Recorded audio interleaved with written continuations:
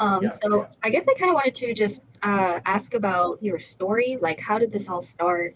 What kind of led you to Revive?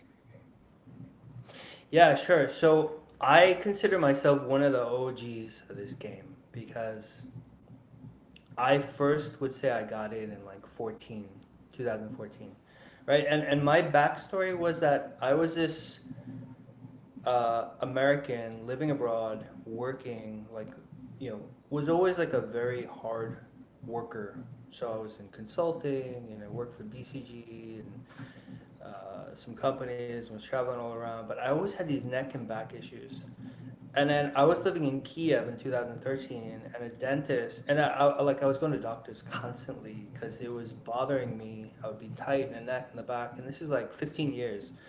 And I want to say I went to at least 100 doctors over that 15-year period, like in every country I lived in. It was part of life. Like I'd go 2 or 3 times a week, and I'd been to every department in a hospital, right? Like neurology, I thought it was reflux for a while, and nothing was helping, and it was bothering my voice. It was bothering my career. And then in 13, I'm in Kiev. The war, like the first war, is just starting, and I find this TMJ dentist. Or I was just at a dentist, and he's like, "Hey, I think you might have TMJ."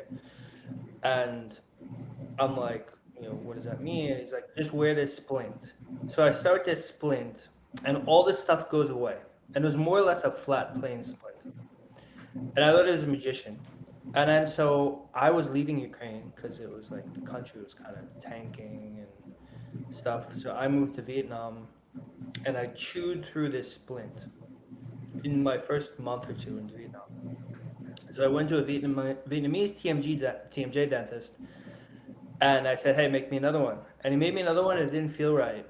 And when he said, like when I said that, he said, "Hey, let me correct your dental contacts because they're not right." And like I didn't know anything, but like all I knew is like the first guy was like a magician, so I'll just trust him. Mm. And he like puts me in his chair and he drills my back teeth, and I don't even know what he's doing. I'm thinking about my work day, and he flattens a lot of my back teeth, like not completely, but a lot. And within like 2 months, I didn't function. Like Wow. my body changed, my neck changed. I had massive brain fog. I couldn't retain any information. Like if you told me something, it was gone in 5 minutes. And I was 37 years old, and I was doing the same. Like I was always like an exercise and diet nut, health nut, right? And then all those things were the same, but all of a sudden, like I completely changed my appearance. I couldn't function. My vision had gone dark. I couldn't sleep, and it was like everything was going wrong. And my wife was pregnant. So the thing that was lucky for me, and now that I understand what happened better, is that because he did that, that is almost the fastest way you can collapse everything by drilling your teeth. Braces and Invisalign do the same thing, but they do it over a much longer period. So that's kind of like how I got in, and then I was Googling to save my own life in 14. Like I was in that state for at least 6 months from to the spring until November, and I was going to dentists and doctors and doing all kinds of treatment in Vietnam. Hopped like 5 or 6 different dentists, wore all the kinds of TMJ splints that you can wear, like repositioning and this and that, and it just I didn't feel like I was getting better. Traveled all the way to Florida to try to meet some specialists that I thought would help me. Completely useless. And then in November, I found Starecta online, and it was like a website. It was this Italian dude. He had this free ebook. I read it, and I was like, wow, this sounds a lot like me. And I know that this is somehow related to my teeth. And that splint that I had before was helping me. Let me try this. And I was living in Ho Chi Minh City. Wife had just given birth. And I like went everywhere looking for these materials because the only way, like, this is like years before the plug and play came. And you had to buy your own dental resin. So there's like, you have these dental it's like cold cure acrylic resin. So you got to put all this together. You got to like bite right on the resin. It's like really smells bad. And I made my first Splint, and I had a little bit of help from Moreno, who's the founder of Okay. Symmetry. Yeah.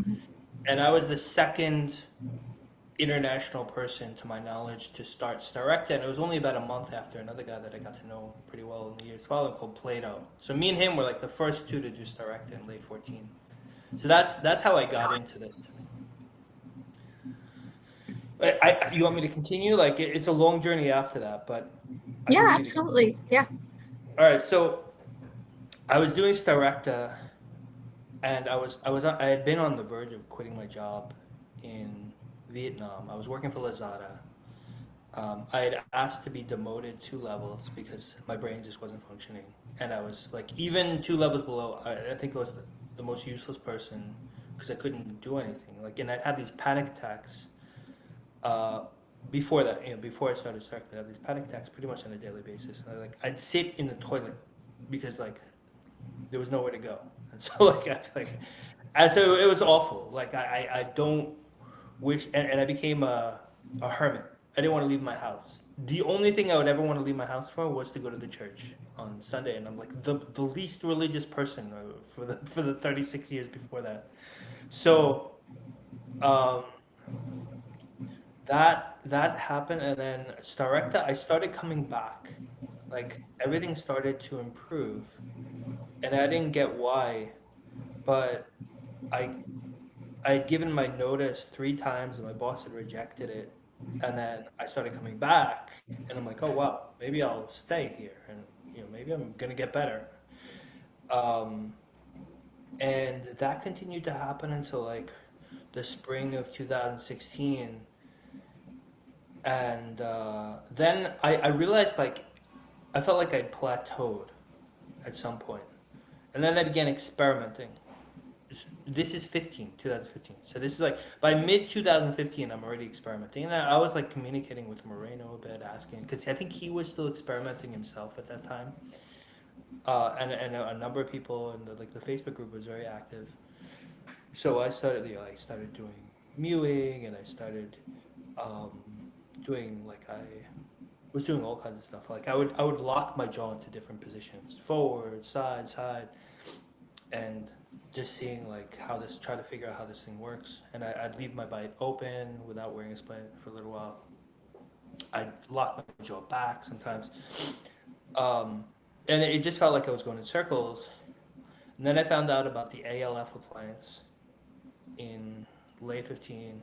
I found a dentist in Texas that was willing to treat me remotely, and he sent me my first MyoBrace A1. So I got my first MyoBrace A1, I think like late 15 or early 16. I forget exactly when. And I just started wearing this thing all the time, and like it was fixing lots of stuff. And like my face started to really clear up, and I was learning to do these stretches and things that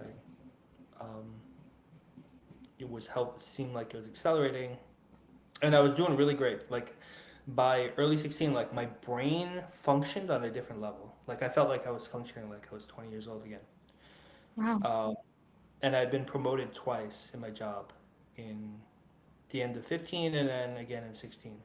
So so now I was like number 2 in this billion-dollar company's tech org. At like before that, like a year before, like I was useless. So it was crazy. Like my brain just like shot. Um, and then so yeah, but then like I still hadn't figured it out, and I got the ALF appliance and I started using that, and it felt like it was helping a little bit, but I was also wearing a flat plane splint, which is what that dentist gave me. So I was kind of like still through 16, I was experimenting, and by the end of 16, I was very frustrated, and I said, okay, like I'm gonna go back to the U.S. I bet the U.S. dentists have figured this out. So I decided to quit my job, and by spring of 17, we moved to Boston. I had found a job in Boston for a tech company, and there were a lot of dentists and osteopaths because I was big into the ALF back then. So in 17, I started seeing all these like there was a couple of dentists in Boston I started seeing an ALF with dentists. There was a dentist that I later started seeing in Virginia who was pretty well known, guy Dr. Jeff Brown. who was partners with Dr. Brendan Stack, who was a dentist that was pretty well known in TMJ world. And I started seeing osteopaths, and I went all the way to Missouri to see a guy, Jim Jackman, who was pretty popular in like the whole osteopathic world. So I was deep in this stuff, but I realized that I wasn't like, I was still kind of going in circles. Like it didn't feel like the answer. And the best time I felt was when I was experimenting with myself with this myobrace. So I always had that in the back of my mind. But then there was another guy in this game called Marcello. And I still credit Marcello as being one of the smartest guys in this whole world. And like, there's people out there that remember him from back in the day. But he put together a couple of very important pieces that became important learnings for me. One is that there's something called a curve of Spee, right? And so his story was similar to mine in that a dentist had drilled his teeth. And so what happens when you do that is that your upper and lower teeth are supposed to come up in a curve, and it flattens when you drill, or if you take extractions, or if you do orthodontics, this curve flattens. And when this curve flattens, and he was talking about this before I was, your skull caves and your spine twists. And it's essentially like accelerated aging, right? So he'd been telling me about this and his story, like when we were both improving.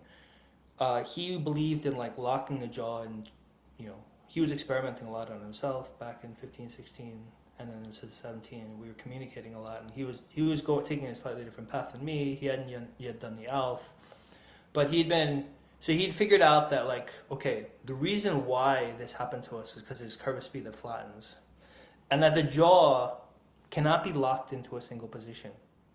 The human jaw is not meant to just like, you cannot like, this is why TMJ dentists always fail, is that they'll like lock your jaw forward or lock it into a certain position, and the jaw actually needs multiple positions. And like he would talk about E and O and A, and like it's basically like protrusion, back, so these different things.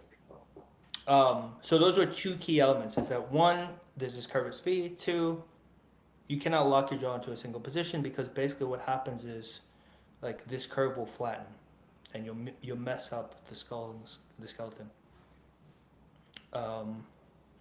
So that was in 18. Then in 19, I decided to go to Russia, and I did what was called like,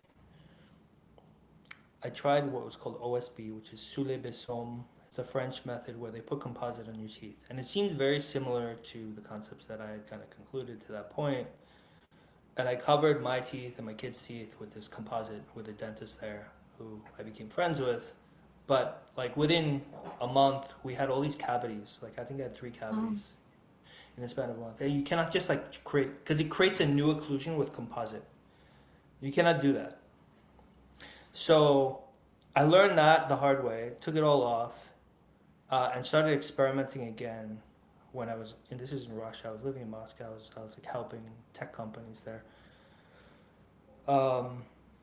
And trying to refigure it out, and I had composite put on my teeth, flat composite, which had always, like, I'd heard before that helped me. I'd kind of done something similar with flat plane splants, and so that's what I was doing in Russia, and I was getting better and better, but it's slowly. Then I moved to Thailand in late 19 to take a job. So I was working for a tech company. I was heading tech at this pretty big like e-commerce firm in Thailand, and I was working a lot. And like this composites kind of, it would give me headaches sometimes because it's part of the process. And I just like one day, like it was stupid. I just took it off. I went to a dentist. I'm like, take this composite off, and that was in late 19. They took it off. I had an open posterior bite, and I just didn't sleep with anything for like, I want to say like 9 months, until at least the middle or kind of second half of 2020. And like I just fell apart, and I wasn't paying attention to it because I was working and it was stressful, and my boss was really stressful, and you know the company had raised a lot of money. So I was just like fully into work, and I didn't pay attention to the fact that like I was falling apart, and like not just physically, but I remember there was a point in the second half of 2020 where like I was trying to sit in front of my computer, and I'd remembered, because this happened to me before, I just couldn't focus. Like I couldn't focus for more than 5 minutes. And I just like get up and then I come back and I still couldn't focus. And I knew I was screwed again. So then I asked to take like I left because I knew like I had a big team that I was managing and I had been through this before. So I said, all right, guys, like this has happened to me before. I need to step out and figure this out. So I left. And then in early 2021, I said, all right, Ken, this is like the last time because it has screwed my life like a yo-yo since 2014 and it's now 2021, right? And I had moved my family from Vietnam to Boston to Russia to Thailand. And every time, like, kind of our plans are screwed up because I fell apart, right? So I'm like, all right, 2021, like I'm gonna contract. I had friends that had asked me to help with some stuff, and I said, okay, well, I'm gonna contract. I'm not gonna work for anyone full time job. I don't want a lot of responsibility. I'm gonna figure this out once and for all. And that's what I did. So in 2021, I started going through all my old notes, testing everything, getting a tracking splint, which is part of how I figured this out. A tracking splint is a flat plane splint that you drill with occlusal paper so that it exactly resembles the arc, the curvus be like, it resembles how your upper teeth are shaped, kind of shape sloping forward. And I saw again how as I improved and I started wearing my old Meyer brace, that like I was really flat by the end of 2020 in terms of how this occlusion was, and then it started like coming back. I'm like, oh yeah, this is how it works. Hmm. And I just kept wearing this Meyer brace, kept improving the curve, and I started functioning better. And yeah, so that's what I've been doing for the last 3 years. I'm still not done. I hope to finish this year. But my very strong belief is that a human can basically get to perfection by taking this to what I call the end. And I actually like I remember what this end looks like and feels like because I'd done it briefly in 16 and screwed it up very quickly after. And it was around the time that I was doing all the Mybrace stuff. And basically, like, I was ripping through, but and even now, like, I rip through my face and my scalp pretty much daily. And that's what I was doing back then. And I had some exercises that could help trigger this. And What do the you idea, mean, like ripping through? Sorry. like, like your skull expands right through the skin. Oh, I see what you're saying. Yeah. And so, like, there's stretch marks. Like, even now, I don't know if you can tell, like, it's a little bit red. Like, I was doing a little bit this morning, it stretches. Like, your face, like, stretches horizontally. And your scalp opens. And so, and this is what I'm also doing for, like, two plus years now, right? Like, I almost ripped through my scalp and my, like, by the end of 2020, I would say, like, I had the body and the, like, I was at the age of, like, the equivalent age of, like, mid 60s. And now I'm just, like, reversing it all. Wow.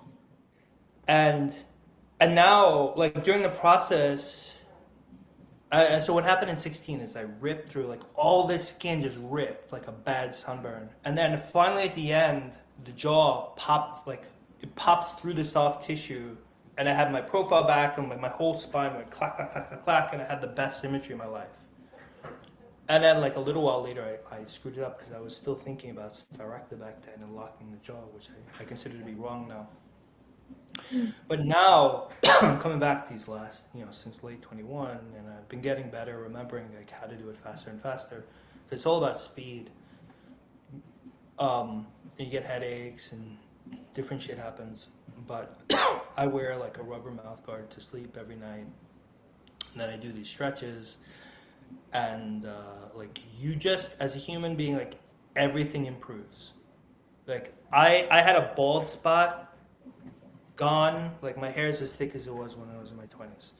My complexion keeps improving. I got rid of a bunch of wrinkles. Like I haven't been sick in over 4 years. I don't do any exercise. I don't like my philosophy is I'm gonna achieve perfection while eating crap and doing no exercise. And I'm like I say like in 16 I already did it. Like I was when I finished this the first time, which sounds crazy, but like when you understand the logic, it starts to make sense. In that, like what I'm basically saying is that there's some physics in the body, and that these physics map to this curvus B. And and your mouth is one of the only ways that you can get in and stretch tissue. So the curvus B is just like a reflection of what is going on with your skeleton and your skull. And when it gets more curved, it is because these things are improving. And so the only way that I know of to like put more curve back is by stretching things in your mouth. But for me, it's not about the teeth. It's about the soft tissue. Because what I see is like you're stretching this soft tissue. And that kind of goes to, because I was reading like your Substack, and I got through I think like 2 pages worth of stuff, and you were talking about balloon theory, and I thought that was just fascinating. I reposted one of your videos onto my stories because it was so like the visual, with the tire thing and it like inflates the skull, like that was so cool. Um, and so you're saying that the with the balloon theory that kind of has to do with like the soft tissues. Yeah, and I want to credit this to Marcello, who like he's the one that first started talking about the skull as a balloon, and because he saw it happening on himself. And then I started piecing together what was happening to me in 16. I'm like, yeah, like when I was doing my best, like everything was stretching and I was ripping right through my scalp. Yeah, like I remember when I finished in 16, like I was pulling out clumps of my scalp. It was disgusting, Oh right? But like man. it's like a lizard like shedding skin, right? So and what's happening now, like I would say that my skull, if I were to compare to 2020 when I was bad, I probably have 20 or 30% more volume in my skull. Like my skull's just like getting bigger, and my whole body is not just the skull, the whole. Like I look a little bit chubby but there's like almost no fat on my body, and everything's just expanding like as if someone put an air pump. And last year, I had a wedding ring that I used to slip on and off in 2020 during meetings. I had to cut it off a year ago because my finger it just like expanded so much, and it left a massive like ring around my finger because it was so tight and there was no way of getting it off, and I had to have it cut off.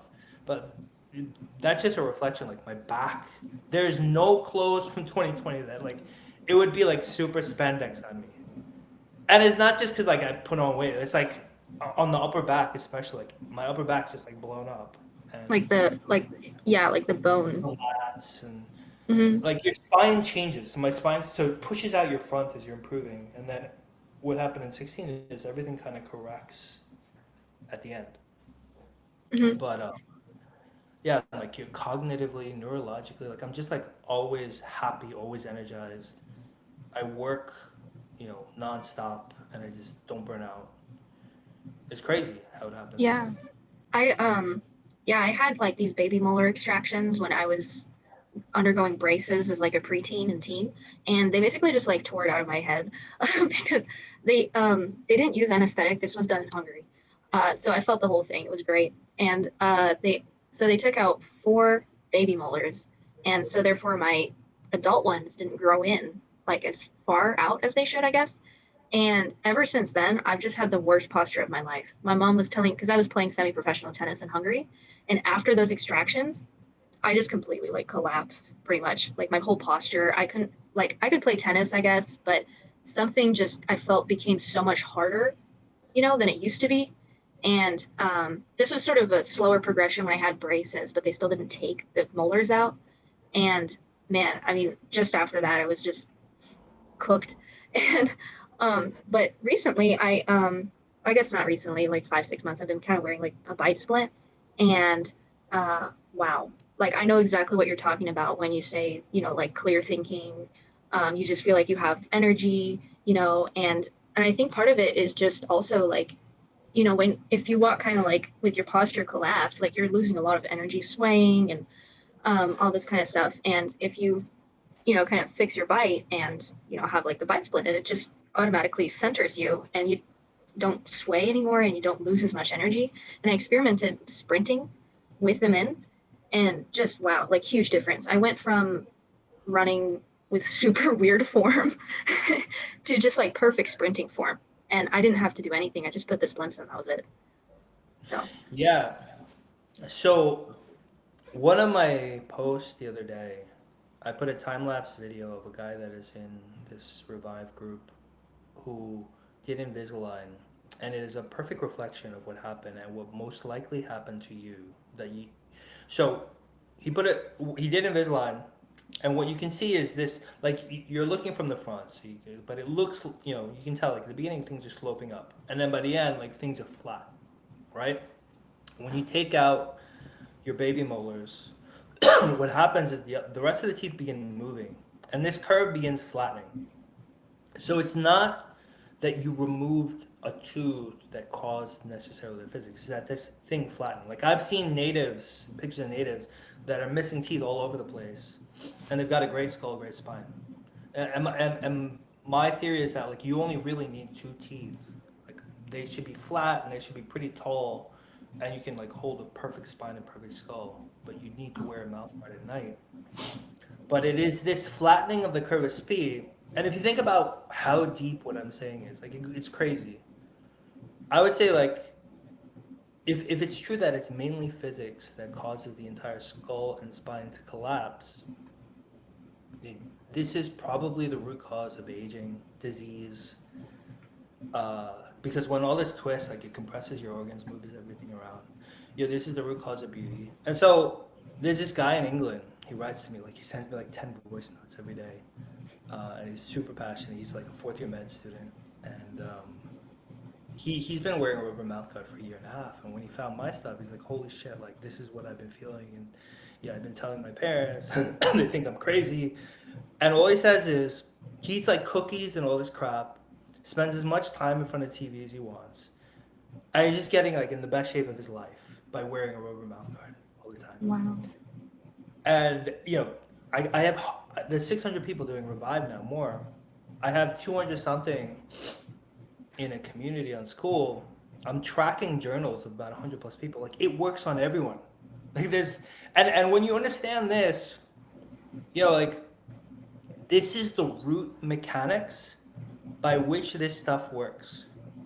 Right? Like I understand why people are doing thumb pulling and mewing, and it has some impact on the soft tissue because I do some stretches that essentially accelerate the process.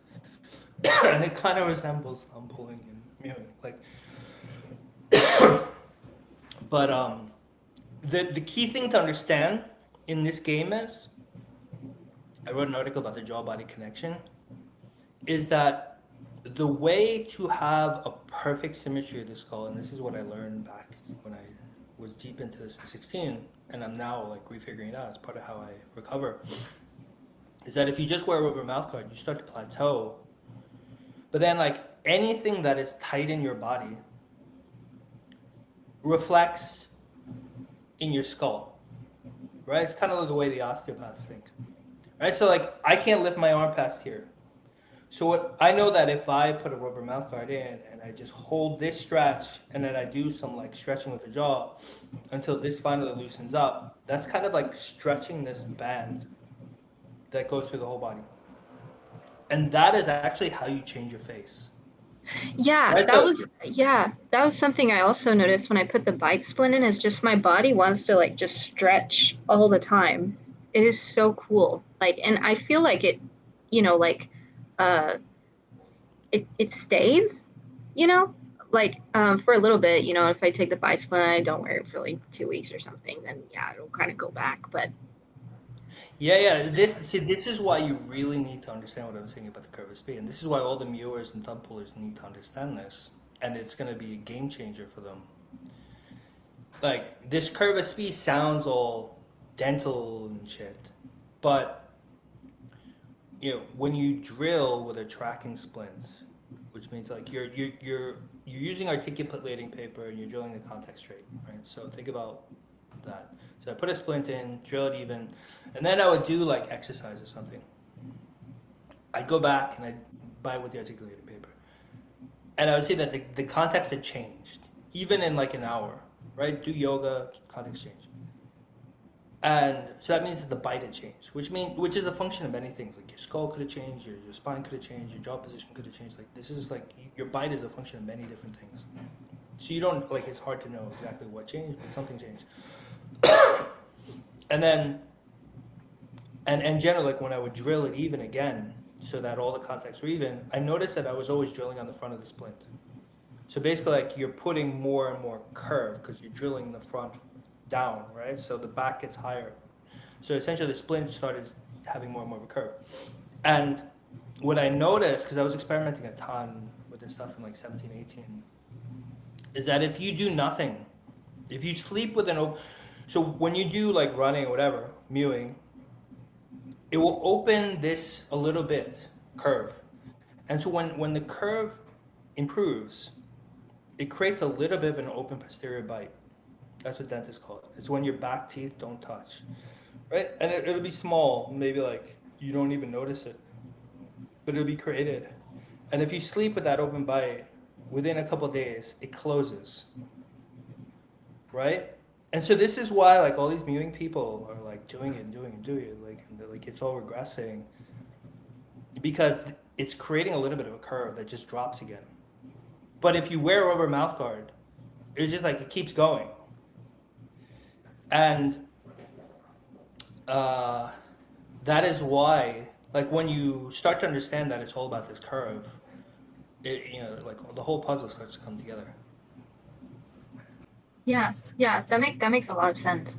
Yeah, because I was trying to piece all of these things together also in my head, and I think this is like I always think like, oh, this is like the last piece, and then I try something with it and it's not. But this one makes so much sense because I do have like I have been doing like the bite splint, and I know like what you're talking about, and it makes perfect sense to me. So, Is the bite splint flat or is it locking a jaw position?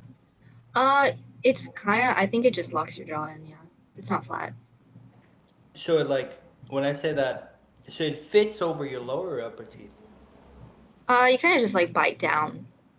It's like yeah, like it kind of gets your teeth marks in it and you bite down. So I can think it locks it. Yeah. Okay, so wear something like wear a normal like almost boxing guard that is not even boil bite but it's completely flat, and you'll see like your trajectory just take off. That's crazy. So yeah, Yeah, because because I feel like I plateaued a little bit with this stuff too. Because I remember the first time I put it in, I like pulled a muscle, and then yeah, this afterwards, I just started getting so much mental clarity, and I was like, oh my god, I have to wear this now. Like this is crazy. And then it just the mental clarity kind of peaked, I guess, and I kind of stopped wearing it a little bit, and then I put it back in, and I didn't get the mental clarity again. I was kind of like, oh, that's weird. But yeah, yeah. See, I experimented with this stuff for years. Like what you're describing is what I went through with Starrecta back in early 15. I was like, wow, mental clarity. I'm like a machine. And then it started to drop. And I was like, wait, how does this work? Like, why is it dropping again? yeah, And then what I'm describing with this curve is how it works. And what you need to understand is don't lock either the upper or lower teeth into a position with the splint. That's why a rubber mouth guard, which is completely flat, doesn't lock either. Because what you'll notice is that the teeth are changing all the time. Like your arches are expanding, your teeth are uprighting. Many things are changing. Your jaw, like your skull angle on your neck is changing. So you don't want to lock the teeth into a position with your splint. You want this to be able to change because then that's how you improve. yeah, yeah, that makes a lot of sense. Hold on, I have a couple of more questions. I just like can't remember them. So what do you in terms of like teeth fillings? So I know you're talking about like a totally different thing, like with teeth drilling and stuff like that. But a lot of people get teeth fillings, they get their wisdom teeth removed. Like how I guess like how would you go about like a tooth filling? Um, because it does like drill into the tooth and or is that like a totally different like thing? So I would start by saying that I view that like the how your teeth stay clean and how they stay in good structural condition is completely a function of these like mechanics. And the more you Oh, put your curve in, the more your teeth stay clean, the more they stay whiter, the more they clean themselves correctly, and all these, and the more like you don't put structural damage into your teeth, right? Like you're removing structural damage. So what I would say is, and what I've noticed, like my kid, he's 10 now. 3.5 years ago, we finally just put dental composite on his last lower tooth because he was mouth breathing, sleeping badly, and I was trying to get him to wear rubber mouth guards, and he just kept like not wearing it. So I said, all right, I'm gonna put composite, and I put flat composite on his last lower tooth on either side, built it up so that there's a gap between the front teeth, and then over like a couple months, the gap closes. You got to put more. Anyway, so the reason I say this is like everything corrected, like mouth breathing gone in a year, all this shit corrected. his arches expanded, his skull got much more like defined, and his whole body changed, improved. And he brushes maybe once a week. Uh, and every time we take him to the dentist is like, "Wow, like you guys are doing a great job." And yeah, I mean, he brushes once a day. Like he barely brushes right now. Before, like he had a couple cavities before this, and he was brushing twice a week and made sure he brushed. And now we don't even care how he brushes. Like his teeth are always just clean. And he's got something false on his back teeth, right? Like, so what I've figured out from this and seeing it, and I have a number of people that I put composite on with Revive, is that you don't need your you don't need your teeth to be real. There's some basic physics to how the mouth works, right? So with this filling stuff, in order to improve, you don't want to lock a jaw or bite position, and you want to add a little bit of vertical. So what I would say is like, whatever you did, whatever fillings you have, the best way is, if you can get a dentist to do it for you, is just put flat composite over one tooth, make that the only contact in your mouth, so that you're not occluding on the others. Like you'll still chew fine. My kid chews fine, right? One contact on his mouth, 3.5 years, kid chews fine, isn't thinking about it. So, and all these structural things improve. So if you have fillings in your mouth, like the teeth are not going to get worse. Hmm. I don't know if that Yeah. makes So yeah, this is so a lot of people have, like different bite issues, like overbite, underbite, so forth and so on. So you're saying that like this curve of speed is essentially kind of like a root cause of it, or the balloon is deflating in certain areas, and that's kind of like the root cause of different occlusions. I wrote an article about the underbite yesterday and I published, so I do I recommend saw people that that. one. Yeah. Oh, okay. So the root, view the curve as almost like a measuring stick, right? Like I wouldn't call it the cause, right? The reason why the curve is improving is because you're changing the soft tissue. You're inflating the balloon, right? You're putting a rubber mouth guard in your mouth and it's stretching all this tissue. And so essentially, like as you're inflating this balloon, the bones that are, the cranial bones, which there's 22 or 27, depending on who you ask, they start getting underranged. They start moving back, and like things spread out. You can think of like something uncrushing because the balloon's inflating. Oh, yeah. So that is why the curve is improving, right? So Hmm. I would say that it's the driver is stretching this tissue. The curve is just a reflection of it. Was That that, makes I forget. sense. What did you ask? Did I answer your question or? Yeah, you did. Yeah. No. Yeah. So, what do Oh, you about think? Oh, yeah. let me just finish on underbites and overbites. So, and I talked about how I fixed my kids underbite. So all an underbite is, in my view, is that these structures are messed up. Like your neck's probably changed, your skull's changed, how your skull's sitting on the neck is changed. Your jaw is probably like locked back and twisted, and all of this is covered with this soft tissue, holding it where it is. And so that is why, like, if you think about, like, if you visualize that, like, of course jaw surgery is never gonna be a permanent fix because all this stuff is like collapsed, kind of like this deflated, collapsed building. So you need to inflate the whole thing, put everything where it's supposed to be to know, okay, like skeletally, once you fix all this, you'll know, okay, where's the jaw actually sitting? Because before that, you're like, it's like smashed and held back by this soft tissue. So you have no idea. So there's Hmm. like, for me, like, it's like, don't touch anything structural until you fix this. Don't even think about jaw surgery. Don't fix a jaw position with some kind of appliance. Interesting. So, since you did the alpha appliance, I assume you probably know about like, cranial distortions and stuff like that. So, um, it makes sense now that like all of these cranial distortions are just like the balloon, like sort of deflating in certain different ways. And I guess I was just kind of wondering like what your thoughts are on kind of the root cause of, I guess kind of this like pattern that we see in people, in their faces, in their asymmetries. Let me let me first just say one quick thing about the ALF. So like one thing to not conclude from me is that like the ALF folks are right. I spent years on and off with the ALF. Went to 3 different ALF dentists. I consider the ALF pretty much useless. Like, yes, there are cranial distortions. The ALF is not the way to fix them because the ALF is trying to work on the bone, Hmm. right? So I did ALF with 3 different dentists. With one, the first one I was progressing, so I attributed it to the ALF.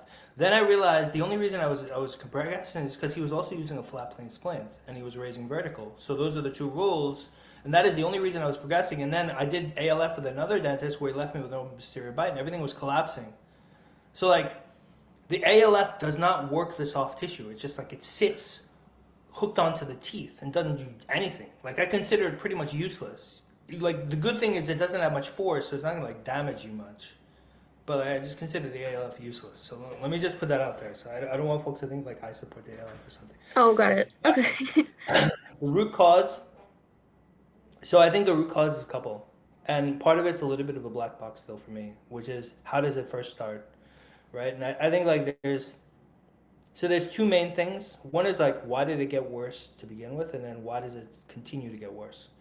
Why did it get worse to begin with? Like I do think like there's elements to the diet, like what Weston Price was finding out 100 years ago, and if you're not cleaning your teeth and you're eating a lot of like sugar and stuff, and like you're losing teeth, because the minute you start losing teeth, like curve starts flattening because all the other teeth start migrating into the open space, right? So the minute someone starts losing their teeth, they're gonna have structural collapse.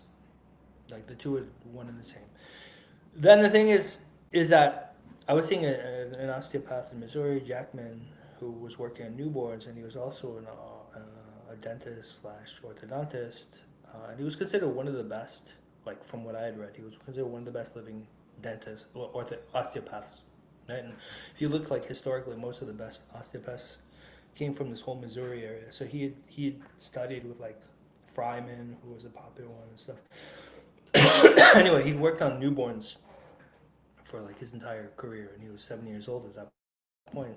So he knew a lot about newborns, and he was talking about how when a newborn came out, he could feel the compensations of the mother through the kid's head, and he could predict pretty accurately, at least from what he said, the malocclusion that the kid would have later in life. What I took from that is that like mothers are passing on, like if the mother doesn't have a perfect body, like perfect proportions, she's gonna twist her kid because she's twisted, and so that kid is gonna come out a bit twisted. And if you don't like, the way to take it out is like adding composite or adding mechanics we said, but basically the kid's screwed from the time it was in the mother.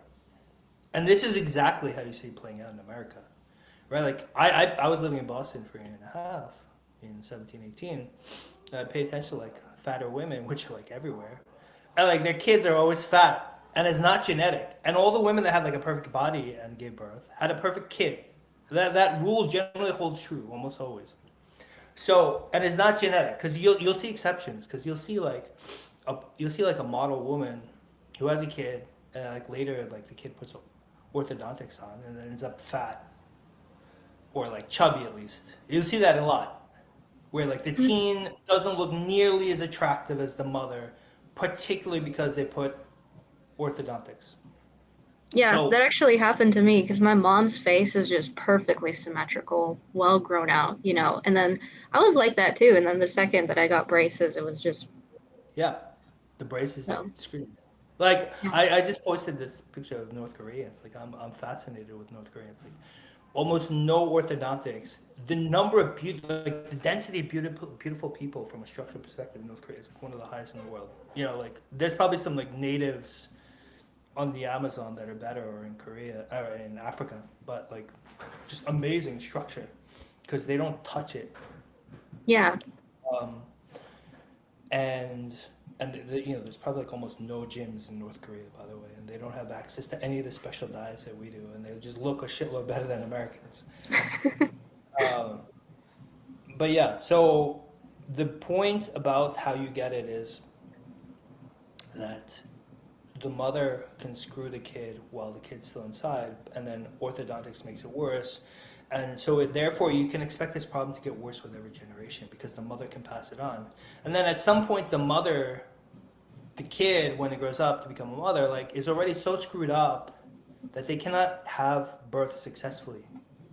And this is exactly what's happening in America with fertility. Like all these women who are out of shape can't have birth because like everything's twisted and screwed up. So that's why unless the world starts to understand this picture, shit's gonna work will look really bleak. Especially like I consider the US and the UK to be the furthest along this curve. Like they're just people are just not gonna be able to give birth. If I look at like kind of my maternal lineage, like so all the way back to my great grandma, I knew her till I was like 16. And for her, it was really easy to give birth. And then my grandma came along and she had braces because she had an underbite and they pushed her jaw back. And my grandma gave birth and it was very, very difficult both times. And then my mom, she ate an ungodly amount of butter growing up. And I think that's why her jaws developed really well. And she has like perfect symmetry pretty much. And for her, it was like relatively easy to give birth. And then I'm like totally distorted, and for me, it was like super hard. But yeah, so there definitely is something to that. Like you said, like the Weston A. Price type of diet, and also just braces, and because I think that and this is just I don't know if this is I haven't researched this yet, but just from like my experience, I think that the palate models the birth canal. So if your palate on one side is like caved in, then the birth canal is going to be a little bit like caved in on one side too. And I think that kind of like stamps, I guess, the child as they're coming out because there's like uneven pressure, and that's also kind of what causes a lot of these like distortions. So Yeah, I think there's definitely something there. I haven't researched that, and it was something that this guy Jackman had gone pretty deep into.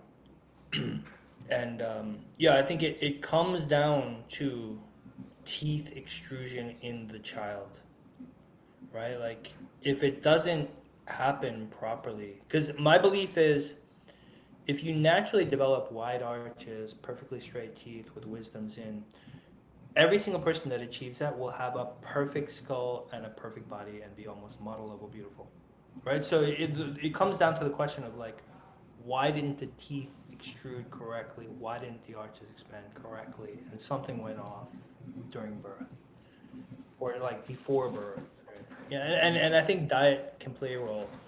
But for me, diet plays more a role in the mother, like did they lose teeth before they have child? And the other big trend is the later you have a child in life as a mother, the more chances that your teeth change and your curvature be flat and your structure is worse. And therefore, generally, like countries where they have babies earlier in life will look better, I think. If you think about what I'm saying with the soft tissue, like I am operating via the mouth to change the soft tissue of the skull, and then it's like the repercussions throughout the body, the whole body improves.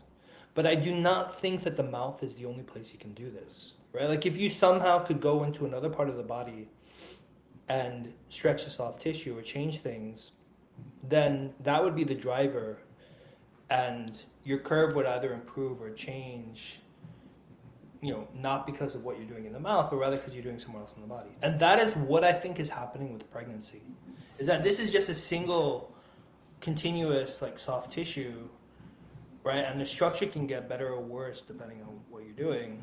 And I have a feeling with pregnancy, it's just putting a lot of pressure, and therefore like it's changing your bite. yeah, yeah, that makes sense. Yeah, and I guess just one last thing I have is, do you think that like magnesium would at all help relax things in the muscles at all, or keep things from like I guess like calcium, for example, depositing in there and like kind of making things worse?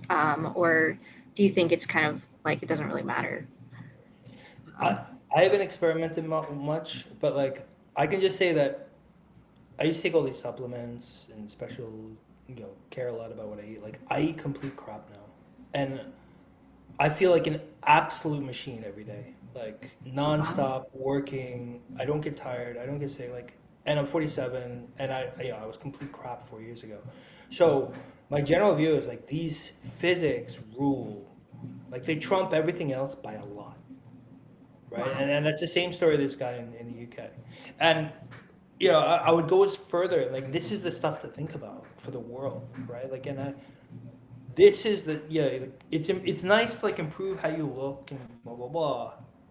But I'm talking about. I am pretty sure that this is going to be the root cause of all disease in humans. Right? Like you just think about like how mind blowing that is. Like maybe this is the only reason we age. Like maybe we all live to 150 and we look like we're 35 the whole time. And all you got to do is basically like prevent this flattening that happens because you grind your teeth in life. Right? That is the shit that blows my mind. Yeah, And it is mind blowing. yeah, It's really so cool. It's really cool that you have like this knowledge and stuff. Like, very. It's also just cool that you like found it and like you thought about it and you experimented and all of these different things and yeah. So. yeah, and I don't want to say I did it all on my own. Like, so a Oh, lot I of know. important pieces came from this guy Marcello. I always like to mention his name because I don't want someone to like say later that I took all his credit or something. Like he was talking about the curve of speed. He was talking about the ball with like the skull inflating, and like it aligned with things that I was feeling, and I just kept experimenting. But now I want people to go out there and just experiment with this shit. Like I think the faster people and the easiest way, right? Like this is what I tell people: is like don't believe anything I say. Consider me a complete bullshit artist, but stick a mouth guard in your in your mouth for a week and sleep with it, right? And then after a week, tell me I'm a bullshit artist. And like they're like everyone that I say that to, they're like, holy shit, like what's going on? And that then I think the world changes a lot. Like once this stuff really starts to get out there. Yeah, yeah. That's kind of like I guess like what my goal was with like thumb pulling a little bit because it kind of like expanded my arch and I can breathe a lot better. Like I got 4 millimeters expansion in like 3 months. And I, what I did notice though is that if the second that I stopped doing it, things started to go back. And I just thought that, it feels like a hamster wheel, like just having to keep doing that all the time. And it didn't seem like a perfect solution. Like it does work, on certain levels, but at the same time, like I think what you were talking about is like the curve speed and stuff like that seems to me like to be a perfect solution. Yeah, and the thing to do is, don't take my word, right? Like, I was doing thumb pulling back in the day, and I was doing mewing back in 15, 16, and I was playing with all these things. Um, Go make a tracking splint, right? Like, it's a little pain in the ass to get a splint, but drill it even the way I explained in the track splint article, so that you have contacts even both sides of the art, both sides, back four teeth, and then do your thumb pulling, and then like check the context. I guarantee, if you're, the context will have changed, and then so drill it, right? And you see, oh wow, like, keep doing that, and wear the mouth guard. You'll see like, oh wow, this curve is improving. Like, there must be something. Like this guy is not just pulling this out of his ass. And then the other thing to do is do the same thing. Do your thumb pulling. Drill everything even on the splint before you do all the drilling. You'll see that the contacts change, but don't drill the splint. Don't fix the splint. Just leave the contacts. Um, like you, you drilled it even. You did the thumb pulling. You saw that the contacts are no longer. Some of them are missing. And then go to sleep for a couple of days. And then come back and you'll see that the contacts are even again. And you'll understand why this is a hamster wheel. Hmm. Yeah, Yeah, but yeah. to Just by really, doing it, I feel like yeah. yeah, Sorry, I and cut you off. when you see how these contacts change and then like how it improves because the contacts go away and then like it comes right back if you don't do anything, you sleep with an open bite, like then this locks those mechanics into your brain, like, oh wow, like my thumb pulling and my mewing is improving the curve, my teeth are changing but it's creating a small posterior open bite, and then if I sleep with it for a day or two, it all goes back, and that's why it's a hamster wheel. I think the last message I would say is that the important thing to understand, I think a lot of people that come from the thumb pulling route come at it from the aesthetics angle, right? And what I have concluded, and I think everyone will figure out later, is that your facial symmetry and the quality of your profile are a function of the flexibility of your entire skeleton, right? So that is what I'm noticing always, is that when I improve things, the skeleton gets more flexible. And therefore, if you stretch the skeleton, you put it into a stretch and you stretch things here, that is the fastest way to do it. And therefore, the way to get beyond your plateau is to find what's tight and then stretch the jaw with it. And that is the only way. Like, a lot of people like doing million stuff, they're gonna plateau at some point, because unless you know that, okay, you got to put the body into a stretch and you got to stretch the stuff, and that's how you continue to push past the plateau.